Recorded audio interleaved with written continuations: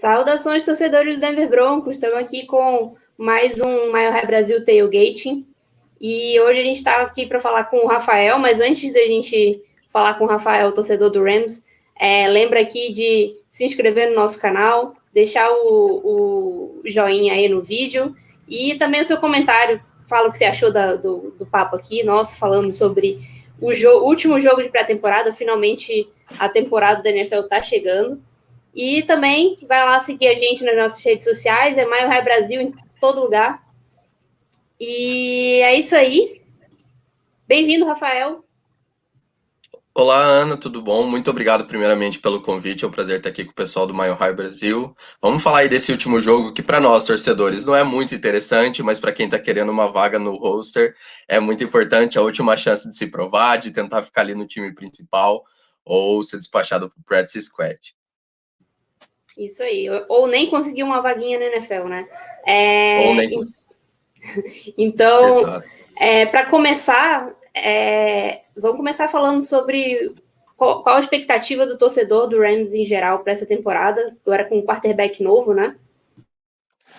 A gente fez uma trade, né, a maior, eu acho que talvez da off-season, dessa off-season, envolveu ali primeira rodada, escolha de primeira rodada, e leva o Goff para Detroit, puxa o Matthew Stafford, mas foi uma trade que eu acho que a partir de agora não tem mais desculpa, né, para o time de Los Angeles e para o próprio McVay se provar como um vencedor, para ganhar realmente o anel.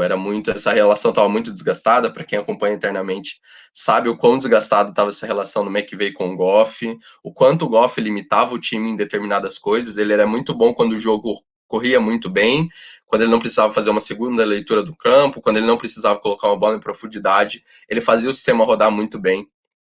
Mas essas limitações acabavam impedindo o time. No Super Bowl, a gente viu, por exemplo, o Bill Belichick destroçando o ataque, que tinha um ponto muito forte, Todd Gurley, né? O jogo corrido tinha um volume muito grande, e com isso abria a possibilidade do play action, e o McVay colocou uma defesa mais leve no fundo do campo para cobrir esse play action, e um box bem pesado no front seven, onde a gente não conseguia passar, e foi aquele Super Bowl bem feio. Mas com essa troca a gente tem 2 anos aí, pelo menos, de contrato com o Matthew Stafford para ganhar. As expectativas que dos insiders, a torcida tem, é conseguir chegar pelo menos numa final de conferência. Eu acho que com esse time, com esse elenco, com as peças que nós temos, principalmente na defesa, com Aaron Donald, Jalen Ramsey, é um time para pelo menos chegar na final de conferência. Acho que menos que isso a gente, tecnicamente falando, já ficaria um pouco frustrado, uma performance abaixo disso, mas a gente sabe que os playoffs, eles são muito, por ser um jogo só, você precisa estar com a mente focada naquele jogo, e a gente já viu zebras, entre aspas, acontecerem. Então, mesmo tendo um elenco muito forte, a gente tem times, a própria divisão, uma divisão muito difícil, a gente tem Green Bay, que com a volta do Aaron Rodgers é um dos principais times, e tem o Tampa Bay Buccaneers, que conseguiu manter com um milagre o time inteiro, renovou, não perdeu basicamente ninguém. Então, a nossa expectativa é uma temporada boa e uma temporada para se provar, eu acho. O próprio Matthew Stafford, que muitos falam que ele é um dos quarterbacks mais underrated da NFL, que nunca teve um time bom ao lado, outros que gostam de criticar e falam que o Megatron, como que ele não conseguiu ganhar jogando lá do Megatron? Então, tem o próprio Sean McVay, o Sean McVay é um treinador de elite, não é? Ele é muito novo. O próprio Shanahan passa um pouco por isso, de ter chegado ao Super Bowl e não ter conseguido ter uma boa performance. O 49ers ainda melhor que nós naquele Super Bowl, mas eu acho que é um ano para se provar. O Matthew Stafford, a staff dos Rams e o time como um todo. É bem bizarro, né? Como os times que acabam chegando no Super Bowl e perdendo de lavada acabam sendo mais zoados do que times que, tipo, ficaram no caminho. E foi um sucesso você chegar no Super Bowl, apesar de ser vice, é frustrante, né? Mas chegar é sempre muito difícil, extremamente difícil, e ganhar é mais difícil ainda. Então, tem toda essa coisa. Eu tava torcendo bastante para os Rams naquele ano, né? Acho que todo torcedor do Broncos também tava. Tinha o Aqib Talib no time, tinha o CJ Anderson e tinha também o Wade Phillips, né, que era o coordenador de defesa, que era uma ligação muito grande com Denver, então acho que muita gente estava torcendo, ainda mais que era contra quem era, né? Eu tava ouvindo um podcast esses dias e o pessoal comentou que com essa inversão e com o último Super Bowl que teve com o Tom Brady jogando na NFC, o pessoal falou como é bom torcer pelo Tom Brady, porque não aguentavam mais torcer contra na divisão, na Conferência Americana Você e na pode própria imaginar. divisão. Você pode imaginar isso vindo de torcedor dos Broncos. Então, a gente, acho que a grande maioria torceu bastante pelo Tom Brady. Foi bem satisfatório, pelo menos da minha parte, torcer por ele pelo menos uma vez, porque contra os Chiefs tinha que ser ele mesmo, não tinha outro jeito. E sobre o time de vocês, é um time com bastante profundidade, um time bastante cheio de talento. E falando em pré-temporada, quando chega no terceiro jogo, muitas vezes muita coisa já está definida, né? Mas ainda tem alguma competição em aberto no time, seja para uma competição para a galera ficar de olho ali no jogo, ou até mesmo vaga por titular, vaga no time. O que você tem para dizer disso aí? O McVay trouxe uma proposta bem diferente, né? A gente sabe que na maioria das vezes os head coaches não puxam todo o time titular, mas, por exemplo, a gente viu alguns snaps do Mahomes, alguns snaps do Brady nessa pré-temporada, as competições de quarterbacks nos principais times ali, tendo essa divisão. Então a gente viu o Jimmy G tendo alguns snaps, intercalando com o Trey Lance. Nos Rams, o McVay veio com uma proposta bem diferente, assim, bem não diferente, mas muito intensa. Ele não colocou basicamente ninguém para jogar, o único titular mesmo do time jogou alguns snaps na semana passada, que foi o Micah Kaiser, e ele acabou até errando o tackle que fez o Raiders fazer o touchdown numa quarta descida. Então a jogada foi total errada dele, mas ele foi o único titular assim que jogou ano passado que teve um volume de snap, porque os veteranos, né, e os principais jogadores nem com pad estavam nos dois primeiros jogos, eles estavam só na sideline de agasalho mesmo. Então não tinha nem aquela, será que entra, será que não entra? Ele foi muito claro, principalmente depois da lesão do Cam Makers, que ninguém jogaria a pré-temporada, e a gente teve algumas lesões ainda importantes, tanto no training camp como nesse segundo jogo. Então, de time titular, a gente não viu basicamente nada, nem de um segundo time, ele jogou com um time bem C mesmo, e aí foi um show de horror, mas eu trago aqui 2 pontos para a gente poder avaliar, que é principalmente a linha ofensiva. A gente teve uma baixa do nosso center que acabou indo para Kansas City, e a gente reformulou a linha ofensiva. Não é uma linha ofensiva top comparada do Cleveland Browns, por exemplo, ou do Patriots, mas é uma linha ofensiva sólida, mediana, que consegue proteger, só que isso abre espaço para não ter lesão, né? A gente não tem substitutos à altura, então é onde tem a principal competição. A gente vê a linha ofensiva que tem jogado agora na pré-temporada cedendo muita pressão e tem feito o quarterback tendo que fazer jogadas. Ele teve até uma jogada icônica dele pulando num defensor, o Bryson Perkins, que ele conseguiu a vaga. Então, é um ponto bem importante para a gente ter possíveis reservas para essa temporada. É a linha ofensiva que eu trago e a secundária. Como você disse, é um elenco com muita profundidade, mas a gente teve 2 baixas na secundária, né? O J.J. Tree foi para o Cleveland, junto com o Hill, junto com o Troy Hill. Então a gente teve essas 2 baixas, um de safety, um de corner, mas esse é o estilo do Les Snead draftar e fazer a gestão do time. Tem grandes contratos, né? Como do Jalen Ramsey, como do Aaron Donald. Você precisa dar grandes contratos para esse cara, até o próprio contrato do Goff, que aí sim foi uma alucinação coletiva, ninguém entende nada. Depois de 2018, de uma boa temporada, eles deram um super contrato, achamos o nosso quarterback e não era bem assim, mas essa é a tendência dos Rams, de dar grandes contratos. Até hoje a gente tem dead cap com o contrato do Gurley, por exemplo, do Brandon Cooks, que nem joga mais aqui, que veio de New England. Então, essa é a estratégia compensada com grandes talentos do draft. Então, um ponto principal, que é onde a gente tem muita disputa ainda, a gente tem o Taylor Rapp voltando de lesão, que não jogou snaps, mas é na secundária, principalmente a posição de safety. Se o pessoal que está acompanhando o conteúdo assistiu o Hard Knocks do ano passado, a gente tem um principal nome que é o Juju, que ele joga com palito de dente na boca, isso foi muito icônico, e o pessoal pergunta se é até seguro, se é saudável. Ele falou que no tackle não muda nada e ele não consegue jogar sem o palito de dente dele. E ele é um jogador que tem se provado muito, principalmente quando precisa taclear. Tem mostrado uma boa performance, mas são os 2 pontos que eu acho que a gente tem que olhar, que ainda há a possibilidade de ganhar uma vaga, mas ainda assim para o time reserva. A secundária e possíveis reservas para uma linha ofensiva que vem para a temporada. Interessante esses pontos, principalmente a questão da secundária, porque a gente também tem uma batalha intensa para quem vai ocupar a última vaga de wide receiver. Então, ali a secundária, o matchup pode ser bem interessante para a gente ver o que vai acontecer, apesar de que acho que isso mais a parte do segundo tempo, porque o Broncos deve começar com o time titular, então deve ser a tendência é que seja mais um jogo ruim da parte dos Rams por causa disso, que eles estão com várias reservas, né, em campo indo contra titulares. Imagino que não vai ser mais de uma... Não acredito que vão ficar muito tempo com os titulares em campo, talvez uns 10 snaps no máximo, não imagino que vai ter mais do que isso, mas nunca se sabe, né? A gente não tem jogado tantos titulares, mas muito por causa da competição de quarterback, que acabou, né? Principalmente a linha ofensiva estava ficando mais em campo do que o normal. E essa notícia, Ana, que saiu essa semana do Ted Bridgewater sendo titular, agradou você? Ou que é recente agora, né?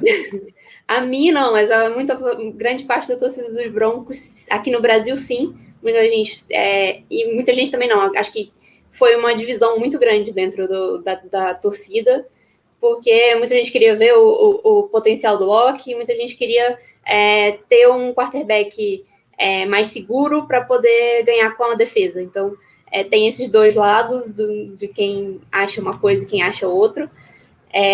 Mas bora ver o que vai virar, né?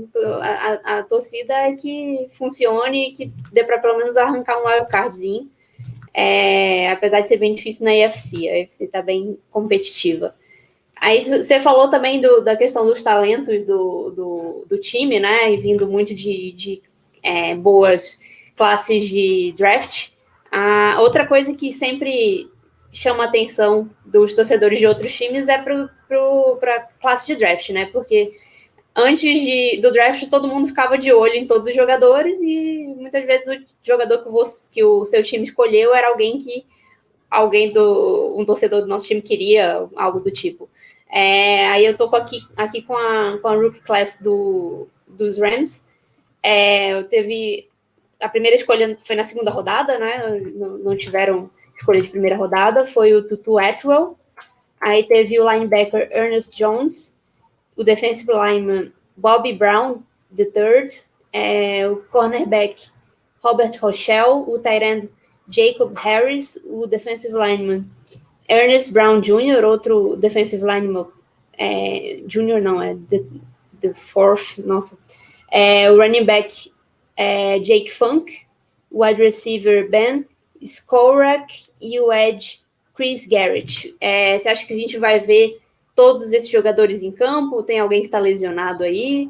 E o que a gente mais tira aí dessa rookie class? A gente não tem primeira rodada já desde 2016, com a troca do Goff, e vai ser assim por longos anos, né? Tem até um meme da comunidade dos torcedores do Rams, que é qualquer jogador disponível, tem uma foto do Les Snead falando que, tipo, que se dane as escolhas de primeira rodada, vamos trocar mesmo.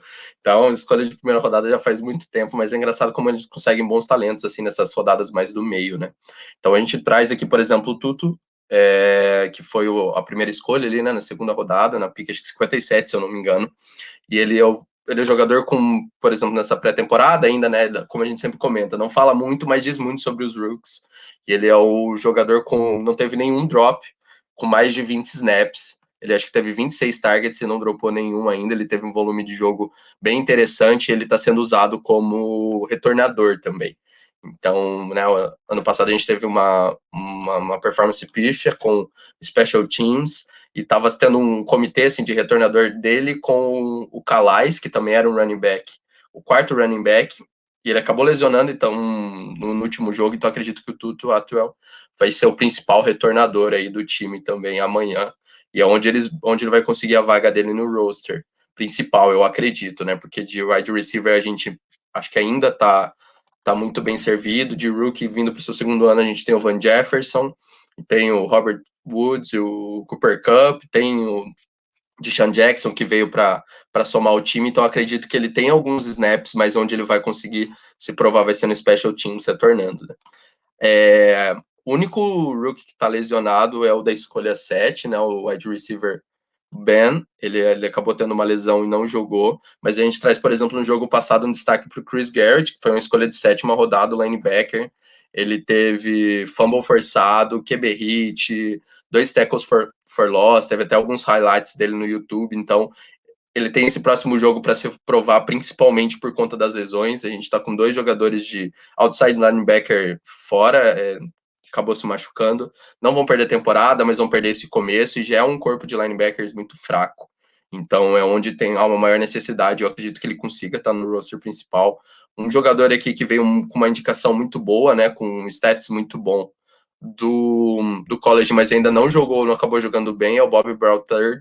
Ele vem aí com, eu acho, esse jogo para se provar também, porque a gente teve uma lesão essa semana do Asha Robinson, que faria basicamente a mesma posição ali. Não acredito que ele vá ser o titular, mas com essa lesão ele tem uma possibilidade maior de estar substituindo o Asha Robinson. E quando você joga ao lado do Aaron Donald, o seu serviço é muito mais fácil, né? Então você não precisa nem ter uma performance extraordinária, você só precisa movimentar ali no miolo da linha, principalmente os Rams jogando no sistema 3-4, então colocam 2 linebackers nas pontas, mais leves, e o eixo mais pesado ali com o Aaron Donald dividindo o bloqueio, né? A gente traz também aqui o Jacoby Harris, que ele é um prospecto muito interessante. Em alguns portais você vê ele como listado como wide receiver, em outros você vê ele como tight end, e ele é muito flex nessa questão. É um jogador que a gente está muito curioso para ver no sistema ofensivo do McVay. Ele apresentou boas recepções, teve um touchdown no jogo passado, teve uma chamada de conversão de 2 pontos para tentar ganhar o jogo no final. Foi um fade para ele também, mas acabou não tendo a recepção, e acho que não foi nem muito culpa dele. O Bryce acabou jogando a bola muito para a lateral da endzone, não aquela bola mais flutuando para o fundo, mas ele está tendo volume de jogo, mas ele ainda tem um problema com drop, e ele teve quase possibilidades assim de fumble, então você vê que ele ainda não tem aquela confiança, talvez, ou tá encaixando o ritmo de agarrar a bola e você ficar tranquilo. Cada recepção dele você fica apreensivo que ele vai dropar, ou que ele vai poder perder o controle da bola, porque ele não vai com tanta firmeza, é o que a gente teve de análise aqui nesses primeiros 2 jogos, né? E o Jake Funk, que essa semana saiu a notícia que o Sonny Michel veio para completar o roster, fizeram uma troca com o New England, porque a gente teve a perda do Cam Akers já na pré-temporada, antes do começo dos jogos, e o nosso segundo running back, o Randall, ele tá com um problema no polegar, que ele acabou machucando. Ele voltou a treinar essa semana, mas ainda com a jersey vermelha, para não ter contato, né? Então não tá só tendo trabalho de bola, então a gente precisa desse comitê de running back, que é algo que o McVay tem implementado desde a lesão do Todd Gurley, que acabou com a performance do time em 2019, quando o Todd Gurley machucou, porque ele era o principal jogador com volume. Então o Jake Funk apresentou boas performances na corrida, mesmo o jogo corrido tendo sido bem pífio assim, nos últimos jogos, uma performance bem ruim. Ele é um jogador muito interessante para ganhar aquelas últimas jardas. Acho que esses são os jogadores principais assim, que eu destaco da classe de rookie nesses 2 primeiros jogos, com possibilidade de estar no roster principal. Legal demais. Quem você acha que vai ter mais carregadas, o Sonny Michel ou o Henderson?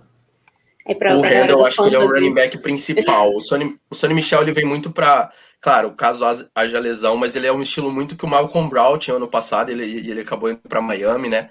De você conseguir aquelas jardas, 2, 3 jardas com um front seven mais pesado. Ele é um jogador que lembra até o CJ Anderson. O Randall é aquele jogador mais atlético, sabe? Aquele running back um pouco mais leve, e que consegue fazer corridas mais explosivas. Eu acho que o Sonny Michel vem para ser o segundo, caso o Rendo esteja saudável. Boa. Falando agora sobre, acho que é o último ponto aqui para a gente discutir, seria os ex, né? A gente sempre fica de olho aí em quem está no outro time, que já passou por aqui, e tem algumas conexões da parte de jogadores que estão no Broncos e que foram dos Rams, não tem muita coisa. O único que eu encontrei aqui foi o Mike Purcell, que na verdade que é o nosso nose tackle titular, e na realidade ele só passou um training camp nos Rams e acabou sendo cortado lá em 2017. Então foi uma passagem curta dele por lá, depois de passar por os 49ers e tudo mais. E aí depois acabou indo para a IAF e só aí conseguiu a vaga no Broncos e tá aí até hoje. Agora, do outro lado, tem mais conexões. A principal de todas, que todo mundo deve lembrar aí, é o Justin Hollins, que foi escolha de draft do Broncos em 2019. Ele foi escolha de 5ª rodada, mas acabou sendo cortado no ano passado, nos cortes antes do começo da temporada, e os Rams pegaram, se eu não me engano, ele nas waivers. Então, acho que a principal motivo provavelmente foi o coordenador defensivo dos Rams no ano passado era o Staley, né? Ele era técnico de linebackers nos Broncos em 2019, quando o Justin Hollins foi draftado. Então, ele provavelmente participou da escolha do Hollins e ele viu ali a oportunidade, e o Hollins tá mandando bem nos Rams, né? Ele teve ano passado uma temporada cheia, ele jogou 15 jogos, e eu tô aqui com alguns stats dele, né? 21 tackles, ele fez 12 solo, 9 com assistência, teve 3 sacks, 2 passes defendidos, 2 QB hits, 1 tackle for loss e 1 fumble forçado, que eu acredito que foi contra o Arizona Cardinals, se eu não me engano. Como eu comentei, o corpo de linebackers dos Rams é de uma procedência bem duvidosa, e ano passado a gente teve, por exemplo, a lesão do Micah Kiser, que era ali um dos pontos assim de nome mais profundos, né? Na posição mesmo de linebacker, inside linebacker. Então, é um jogador que ele teve um volume de snaps interessante. Eu acho que vem para mais um ano aí com necessidade no time. Ele é um jogador um pouco mais leve, assim, se você comparar a alguns outros linebackers. Ele tem um estilo muito parecido com o Floyd, de sair por fora da linha. E, por exemplo, agora a gente deu outro grande contrato para o Floyd, de 4 anos daqui para frente. Então, estão reforçando esse setor de pass rush, que eu acho que é onde a gente mais precisa investir agora, principalmente com essas perdas na secundária, né? A gente sempre fala que a linha defensiva e a secundária são duas engrenagens, e se uma roda melhor, apoia muito a outra. Então, a performance boa do ano passado é muito esse pass rush dos Rams, que tem o fator Aaron Donald, né? Nunca pode. Vocês têm algo muito próximo com o Von Miller também, o efeito que o Von Miller tem no pass rush, ele acaba fazendo o nome de outros jogadores, vamos assim dizer. Então, é um jogador bem interessante, que teve um volume de jogo um pouco não tão alto para um titular, né? Ele entrava ali na rotação, ele não era um titular absoluto, mas eu acredito que esse ano ele ainda vai ter um volume maior de jogo. Eu trouxe até 2 jogadores que você já comentou, né? Que passaram pelos Rams, o Aqib Talib, que se aposentou aqui e agora faz as transmissões, tem feito essas transmissões agora da pré-temporada, não sei como vai ser na temporada regular, mas sempre foi um jogador muito intenso, e por onde passou a torcida sempre gostava dele. E o próprio CJ Anderson, que foi um jogador muito importante para eu torcer para os Rams, porque naquele playoff contra os Dallas Cowboys, que ele doutrinou, acho que ele teve dois touchdowns, teve um volume de carregada muito alto. Eu falei, nossa, como pode? O próprio Everaldo Marques, na narração, falava que ele era o gordinho mais rápido dos Estados Unidos, porque ele tinha uma explosão era muito interessante ver ele jogando, porque você falava, não, esse cara não vai conseguir passar, e ele, por dentro mesmo dos tackles, ele conseguia ganhar mais 2, 3, 4 jardas, e ele foi cansando aquela defesa do Cowboys, e foi basicamente ele ganhou aquele jogo, porque você vê os drives que teve, eram drives muito longos, de 8 minutos, 9 minutos, então você não deixava o ataque dos Cowboys em campo. Então são 2 jogadores aí que passaram e que tinham essa conexão com Denver e que moram aí no coração do torcedor. Moram no nosso também, os 2 campeões de Super Bowl com Denver, e o CJ Anderson também foi importante para eu começar a torcer para o Broncos, então admiro muito ele é um cara incrível. Outros 2 nomes aqui, talvez menos importantes, é mais a questão da coaching staff mesmo, e de ownership, né?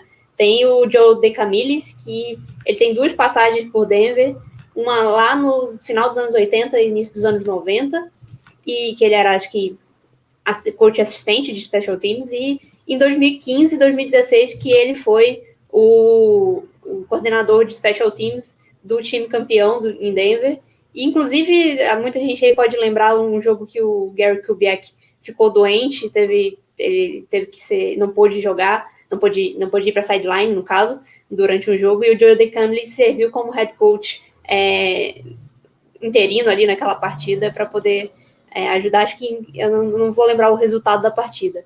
E outra conexão também é uma conexão um pouco distante, né? É o dono dos Rams, que é o Kroenke, né? Que além de ser o torcedor do Arsenal, pode conhecer ele, xingar ele.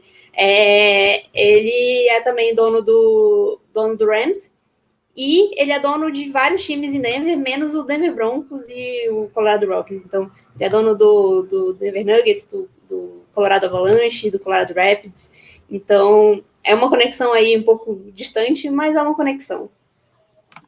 A chegada do Joey Camilles gerou uma expectativa muito alta, porque desde a da chegada do McVay, né, como head coach lá de Washington, a gente perde muito staff coach, ele tem conseguido gerar um nome muito forte, assim, com essa nova leva de novos head coaches, né, ele, o Shanahan, são acho que os dois principais, o próprio head coach do Green Bay, que eu acabei, o Matt LaFleur, que foi head coach, foi coordenador ofensivo junto com o McVay, então a gente tem tido problemas assim de coaching staff, o próprio Brandon Staley, primeiro ano como coordenador defensivo, já virou head coach, então manter essa staff tem sido difícil, e a chegada do Jordi Camilles gerou muita expectativa, foi a maior transição assim de chegada para nós. Teve a troca também pelo Harry Morris, que veio para substituir o Brandon Staley, mas performance que a gente já vê nesses dois jogos da pré-season é um resultado muito maior. A gente jogou, por exemplo, o jogo passado, os dois Panthers estavam na lista de Covid, né? Eles tomaram a vacina, não são antivax, então, para o pessoal que também está assistindo em casa, tomem a vacina, é importante. Já lembrando, por favor, tomem a vacina. E então acabou, né? Conta que você não tá imune só tomando a vacina, então a gente teve que colocar as pressas, os dois Panthers, e aí a gente jogou com o Kicker como Panther, mas a gente vê o Special Teams com uma performance muito diferente, sabe? Claro, pré-season, os dois primeiros jogos, mas você já vê mudanças, até a questão que antes a gente estava tendo esse comitê de retornador intercalando entre o Tuto e o Calais acabou machucando, como eu comentei também, então agora amanhã deve ser o principal, mas é um ponto onde a gente estava pecando muito na temporada passada. A gente teve uma troca de kicker também, que no meio da temporada, que estava com uma performance muito ruim. Então, o Special Teams como um todo não teve uma performance boa, e essa chegada do Joey Camilles traz muita expectativa para a gente conseguir acertar esse lado da bola também. Esse lado da bola em Denver é bem problemático. Duas off-seasons que a gente acha que o Tom McMahon, que é o Special Teams Coach, vai ser demitido, ele não é. Então, isso aí pode ser um problema de matchup aí nesse jogo, porque o Special Teams do Broncos está fazendo caquinha. Bom, Rafael, muito obrigada pela participação. Você tem mais alguma coisa a adicionar aí sobre o jogo? O jogo, lembrando que hoje, às 22h05, vai ser no Mile High, o primeiro jogo dos Broncos nessa pré-temporada em casa, os outros dois foram fora de casa, e todo mundo aí assiste no Game Pass de graça, não precisa pagar nada nessa pré-temporada. Alguma coisa a adicionar aí sobre esse jogo? Como você comentou, o Denver vem com o time titular, provavelmente, então tem Ted Bridgewater no primeiro período ali, talvez no segundo período, e já vem com o Drew Lock, então a possibilidade de ganhar o jogo é muito difícil. A gente viu, por exemplo, o Denver Broncos varrendo todo mundo, ganhou os dois jogos, eu acho que tomou 6 pontos e 6 pontos do Seahawks e 3 pontos do... Isso. Do primeiro jogo eu não lembro, mas... Foi isso, foi 3 pontos e depois mais foram 6. Foram 3 field goals até agora. Então, não tomou touchdown, e eu acho que essa importância pela competição, você joga com um time mais misto, um time mais próximo do titular, né? Então, acredito que ganhar o jogo vai ser bem difícil. Não é um jogo bonito de se assistir na pré-temporada. Eu fiquei acordado os dois até tarde. Os Rams jogaram esse horário das 10 todo sábado, mas é legal você ver, prestigiar e analisar os rooks, né? Como a gente comentou, ele estou aqui.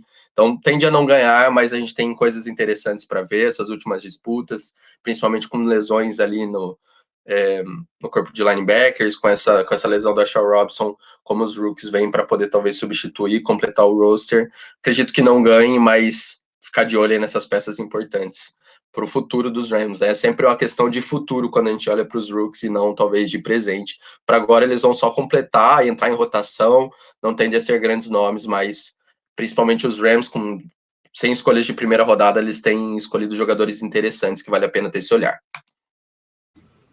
Da hora, muito obrigada, então, Rafael. Realmente ficar de olho nos rookies é muito importante nesse momento aí de pré-temporada, e o resultado pouco importa, no final das contas. O que importa é ver os jogadores em campo performando, e talvez esse jogo seja um bom teste aí para os jogadores do Rams. E muito obrigada. Se você quiser aí fazer o jabazinho aí do Rams Brasil, faz um belo trabalho lá no Twitter, acompanha mais no Twitter, então pode ficar à vontade aí, tem o seu espaço. Legal, obrigado, Ana. A gente quer divulgar, né, para o pessoal tá seguindo a gente lá no @BrasilRams. A gente tem colocado alguns conteúdos. Eu tenho ajudado o Arthur, que é o dono principal da conta já há muito tempo, então a gente tem começado a trabalhar em conteúdos. A gente também criou um grupo do WhatsApp para os torcedores do Rams. A gente sabe que não é um time muito hypado aqui no Brasil, mas tem sido legal encontrar o pessoal lá, alguns torcedores. Então a gente debate no grupo só sobre NFL, às vezes sobre um pouquinho sobre NBA, mas é um grupo bem legal de você estar. Então tá lá na descrição tá no fixado do Twitter, se você quiser entrar, fica à vontade de seguir a gente lá, que a gente tem colocado alguns stats. Essa pré-temporada tem sido mais uma análise dos rookies, os pontos principais, e positivos e negativos desses 2 primeiros jogos, mas da temporada a gente vem forte aí para trazer conteúdo, trazer análise, e a gente tem tentado sempre atualizar os torcedores, né, que nem todos seguem, às vezes, os insiders, segue só as principais páginas, então a gente tem tentado colocar o pessoal em numa mesma página e atualizando as principais notícias. E já quero agradecer de novo o convite. Muito legal estar aqui conversando com vocês, que seja a primeira de muitas. Claro, tá aberto aí o convite toda vez que a gente for jogar com o Rams, tá totalmente aberto. Então, muito obrigado, Rafael. Galera, de novo, bora se inscrever aqui no canal, apertar o sininho, dar o like aqui no vídeo, deixar o seu comentário aí, dizer aí o que você acha desse jogo entre Rams e Broncos hoje. E bora lá para a partida, assistir e torcer pro Denver Broncos, e quem for torcedor aí do Rams, torcer pro Rams também, e que principalmente que seja um jogo livre de lesões, né? O que a gente sempre torce em pré-temporada, porque é o maior pesadelo do torcedor, um jogo de pré-temporada por causa disso. Então, muito obrigada aí, Rafael, e falou, galera. Até a próxima.